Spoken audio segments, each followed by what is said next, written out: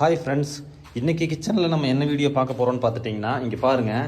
அவசரமாக சென்ட்ரிங் அடித்து காங்கிரீட் போடுவாங்க. ஆனால் ஒரே ஒரு விஷயத்தை மட்டும் மறந்துடுவாங்க. அது என்னன்னு உங்களுக்கு தெரியாது. நான் சொல்கிறேன் பாருங்கள் அது என்ன விஷயம்னு.